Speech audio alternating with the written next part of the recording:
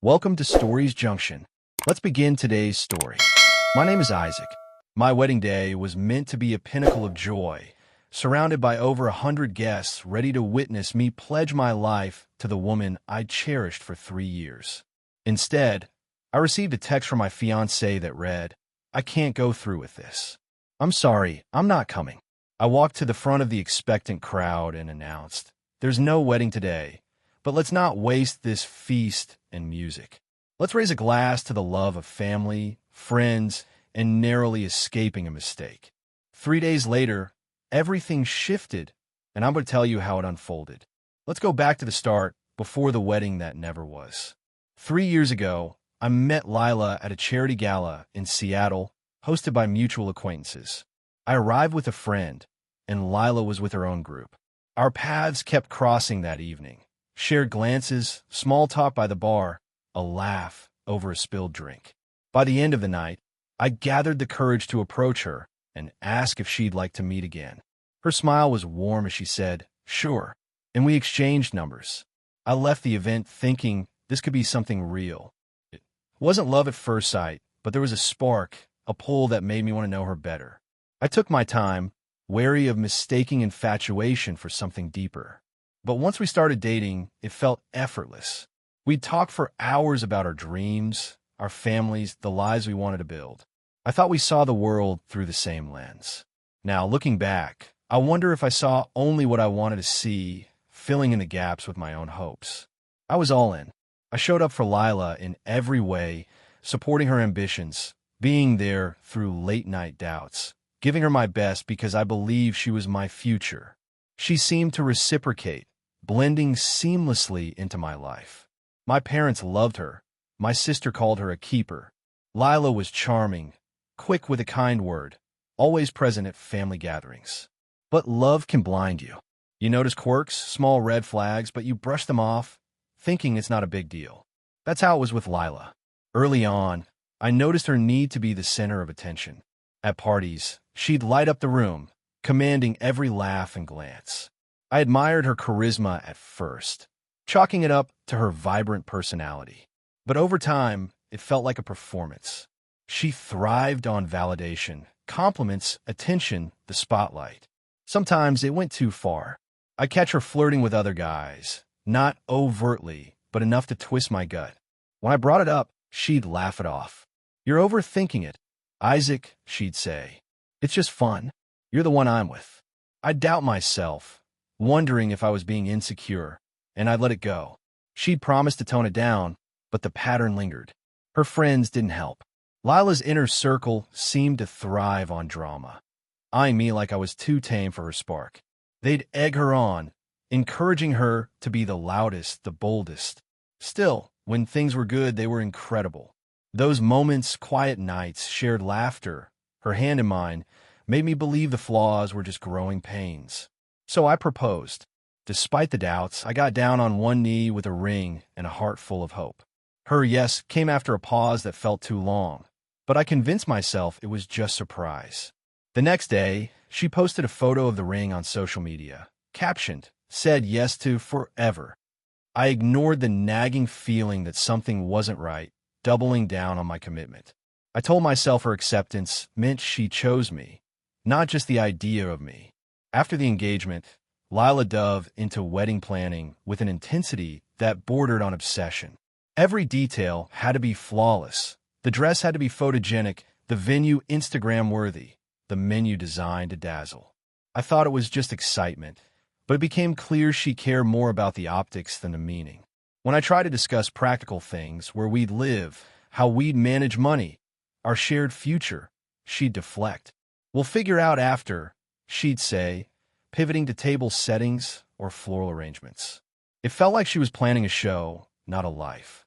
A month before the wedding, she started pulling away. Her visits to my place dwindled. Our calls felt like chores.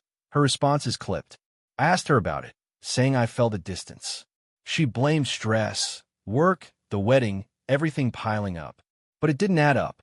We were both planning, and her job hadn't changed. When I pressed, she got defensive, accusing me of not trusting her. I backed off, not wanting stress or more, but the unease grew.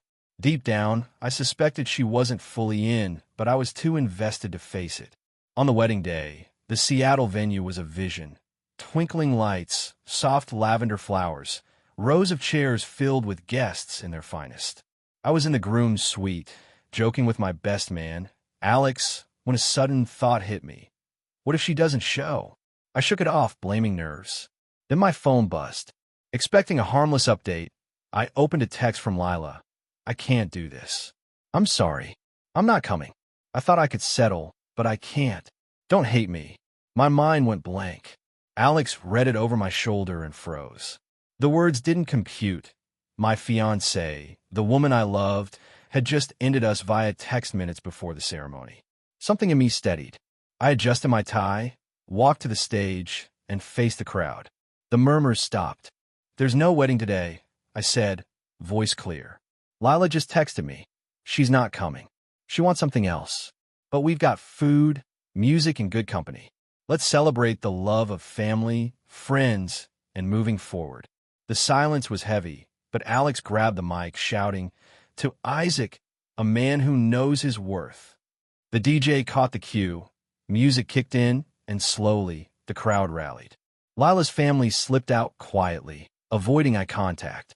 My people surrounded me. My mom's hug nearly crushed me. I hit the bar, emotions swirling. By the time I stumbled home, still in my suit, I collapsed on the floor, drunk and reeling, realizing I'd loved a version of Lila that didn't exist. The morning after the wedding that never happened, I woke up sprawled on my living room floor, my suit wrinkled, my head pounding like a drum. The room was a mess. Empty glasses, scattered shoes, a tie slung over a chair. My phone buzzed relentlessly with missed calls and texts, each one a reminder of the chaos. I sat there, staring at the ceiling, trying to piece together how Lila could unravel 3 years with a single text. The sting wasn't just her absence. It was the word settle in her message, like I was some safe bet she couldn't bring herself to choose. I felt hollow, like I'd poured everything into a dream that was never real. I didn't move for hours, just sat in the silence, replaying every moment I'd ignored. The flirting, the deflections, the way she dodged serious talks. My mind kept circling back to that pause before her yes when I proposed. Had she been unsure even then? Was I too caught up in love to see it? The questions gnawed at me, but no answers came. By afternoon, I dragged myself to the kitchen, made coffee, and tried to feel human again. That's when my phone lit up with a call from Lila's friend, Tara. I ignored it at first, assuming it was some attempt at damage control, maybe an apology for Lila's family bailing without a word. But Tara kept calling 5 times in a row, so I finally picked up. Her voice was hesitant, like she was stepping on thin ice. "Isaac, I'm so sorry about yesterday," she started. "But you deserve to know what really happened." My stomach tightened. I didn't want more pain, but I needed the truth.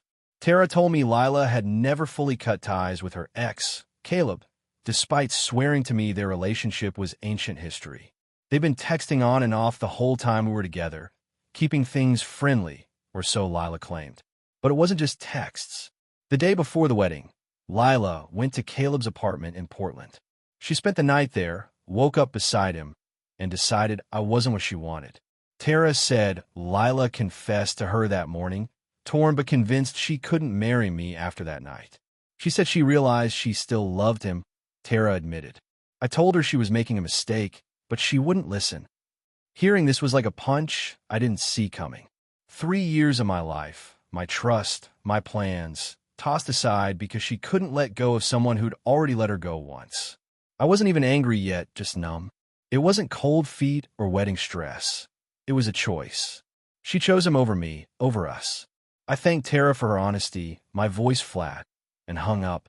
The truth was a jagged pill, but it was better than the fog of wondering. I sat there, coffee cold, trying to process it. Lila had painted Caleb as a closed chapter, but she kept that book open, flipping back to it when I thought we were writing our own. That evening, my best man, Alex, came over. He didn't say much, just sat with me, cracking open a couple of beers. "You dodged a missile, man," he said finally. "Doesn't feel like it now, but you did." I nodded, but the weight of it all still pressed down. I kept thinking about the signs I dismissed, her need for attention, her friends' subtle jabs, the way she'd pull away when I pushed for real commitment. I've been so sure love could smooth out the cracks, but maybe those cracks were the truth all along. Alex stayed until midnight, making sure I didn't spiral too far. When he left, I felt a flicker of resolve. I wasn't ready to move on, but I knew I couldn't stay stuck. The next day, my phone buzzed again. It was Lila. A text. Isaac, I messed up. I panicked. Can we talk? Please. I stared at it, my thumb hovering over the call button. Part of me wanted to ignore her, to let her sit with her choices. But another part, the part that still remembered her laugh, our late-night talks, needed to hear her out, if only to close the door for good. What had pushed her to Caleb? Was it really love, or was she just chasing a thrill I couldn't give her? The answers weren't in that text, but they were coming, and I wasn't sure I was ready for them. I stared at Lila's text for what felt like hours, the words, I messed up. Can we talk? Burning into my screen. My thumb hovered over the call button, torn between anger and the lingering pull of 3 years of memories. I wanted to ignore her, to let her drown in her regret, but I needed answers. Why Caleb? Why now? Was I ever more than a placeholder? I hit call. She picked up on the first ring, her voice shaky, already breaking into sobs. Isaac, I'm so sorry, she started, words tumbling out like she'd rehearsed them. I panicked. I didn't mean to hurt you. I got scared, and I made a mistake. I let her talk, her apologies piling up, about the wedding, her doubts, how she didn't know what came over her. It sounded desperate, but hollow, like she was trying to convince herself as much as me. I cut through her rambling with one question. If you wanted freedom so bad, why aren't you with Caleb now? Silence. Her breathing hitched, like I'd caught her off guard. She stammered, saying she'd left him, that she realized he wasn't what she thought, that she wanted me back. But her voice cracked, betraying the lie. I pressed harder, calm but firm. Tell me the truth, Lila. What really happened? And then it spilled out. The night before the wedding, she'd gone to Caleb's, chasing some spark she thought we'd lost. But the next morning, he made it clear he didn't want a relationship. Just a fling, the thrill, nothing more. She woke up realizing she'd blown up our life for someone who didn't even want her. I thought I was confused, she said, crying. But I know now you're the one I want. I listened, my jaw tight, feeling the weight of her words. She hadn't chosen Caleb out of love. She'd chosen him because he was the opposite of me. Wild, unpredictable, the kind of guy who made her feel alive in a way I apparently didn't.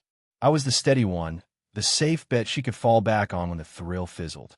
You didn't make a mistake because you were scared, I said, my voice cold. You made a choice. And now you're here because he didn't choose you back. She tried to interrupt, but I kept going. Don't call me again, Lila. I'm not your backup plan. I hung up, my hands shaking. The finality of it hit hard, but it felt right. The next day, my phone was flooded with her texts. Long paragraphs about her regret, how she couldn't sleep, how she still loved me. Each message was a plea, dripping with desperation, but all I could think was, where was this energy when I was all in? When I was planning our future, and she was sneaking off to Caleb. I read a few, then stopped. It was just noise now. Then, that evening, I heard a knock. I knew it was her before I even checked. Through the peephole, I saw Lila, eyes red, standing on my doorstep. She knocked again, softer, waiting. I stood there, inches from the door, but I didn't open it. My heart pounded, not with love, but with the urge to protect what was left of me. After a few minutes, she left, her footsteps fading. I leaned against the wall, exhaling, realizing I'd just drawn a line I'd never thought I could. The days that followed were a blur of quiet anger and slow clarity. I started piecing together the truth I'd been too blind to see.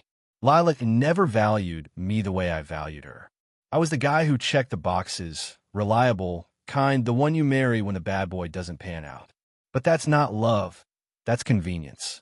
I thought about the moments I'd excused, her need for attention, her dodging real conversations, the way her friends always seemed to push her toward chaos.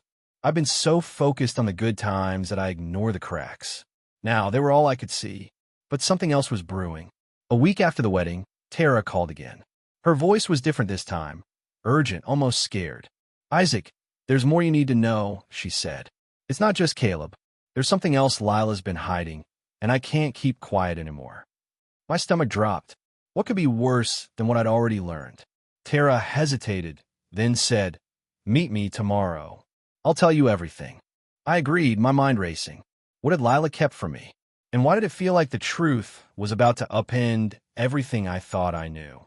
I met Tara at a quiet coffee shop in downtown Seattle, the kind of place where the hum of conversation barely cuts through the clink of cups. She was already there, sitting in a corner booth, her hands fidgeting with a napkin.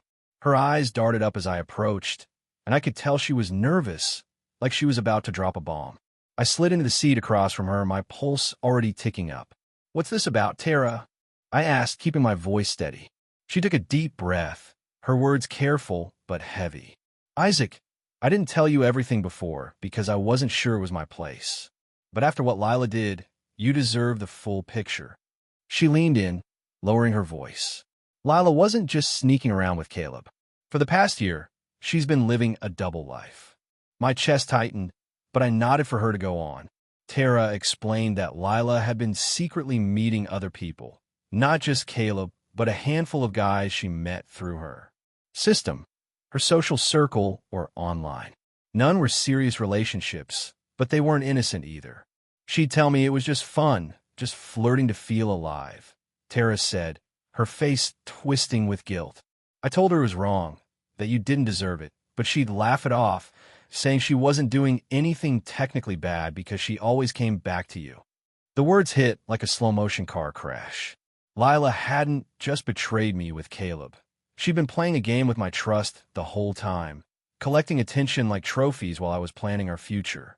Tara pulled out her phone and showed me screenshots, texts Lila had sent her, gushing about late-night meetups, flirty messages, even a photo of her with some guy at a bar, her smile wide and careless.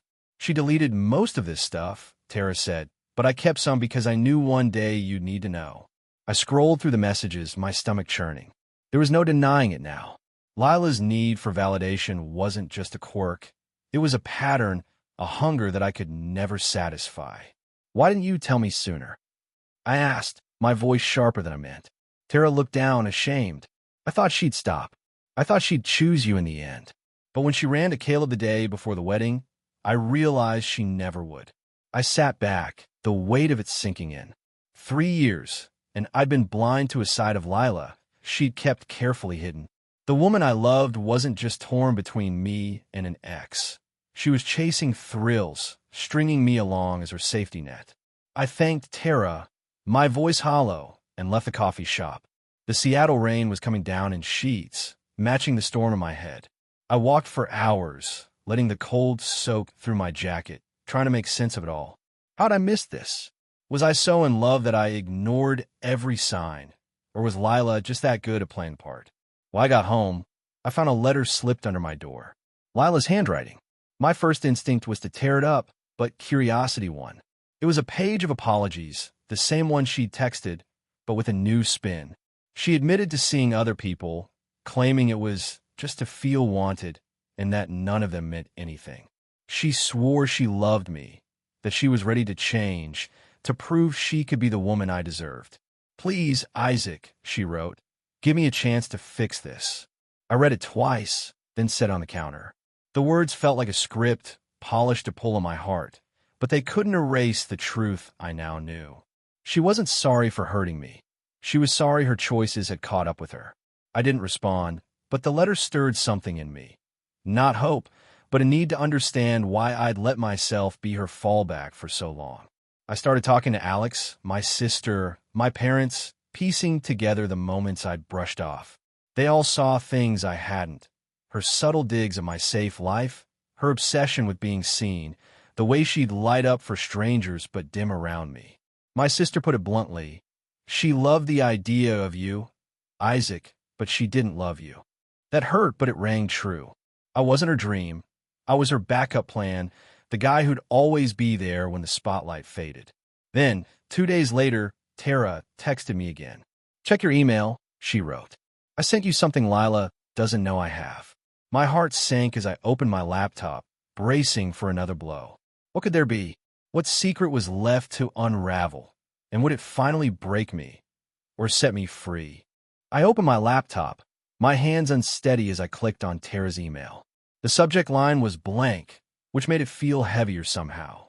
Attached was a single video file, no explanation. I hesitated, my cursor hovering over the play button. Part of me wanted to delete it unseen, to spare myself whatever fresh pain was waiting. But I'd come this far, and ignorance wasn't an option anymore. I hit play. The video was grainy, clearly shot on a phone at some crowded bar. Lila was there, laughing, her arm around a guy I didn't recognize. The timestamp was 6 months ago, right around when we were picking out wedding invitations. She was leaning in close, her voice loud and flirty, saying something about needing a night to feel free. The guy grinned, clearly eating it up. Then she glanced at the camera, straight at Tara, who must have been filming, and winked like it was all a game. The video cut off after 30 seconds, but it was enough.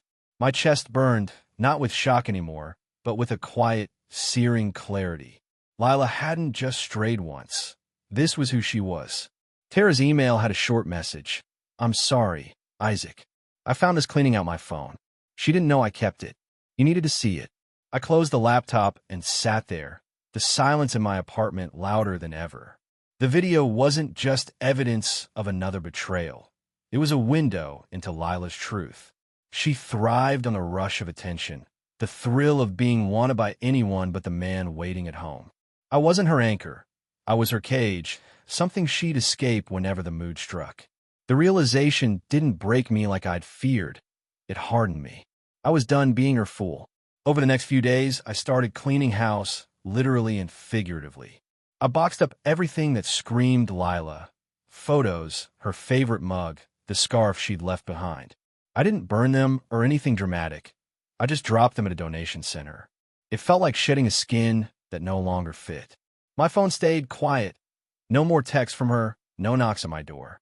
Maybe she sensed I was done, or maybe she was too busy chasing her next high. Either way, the silence was a relief. I leaned on Alex and my family, who didn't push me to move on, but just listen when I needed a vent.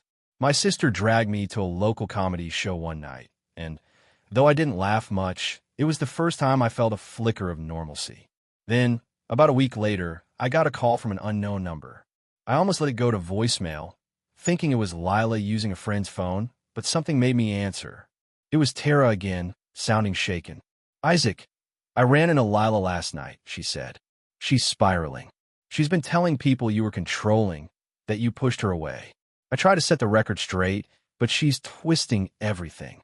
I wasn't surprised, but it still stung. Lila was rewriting the story, painting herself as the victim to save face. Tara paused, then added, "There's something else. She's been asking about you, trying to find out if you're seeing anyone. I think she's planning to reach out again." The news didn't shock me, but it lit a fire. I wasn't going to let Lila spin this in her narrative or pull me back in her chaos. I thanked Tara and hung up, then made a decision. I blocked Lila's number, her social media, everything. I wasn't running. I was building a wall. But as I sat there, staring at my now quiet phone, a question lingered. What would I do if she found a way to get through? Would I have the strength to keep that wall up? Or would the ghost of our past pull me under one last time?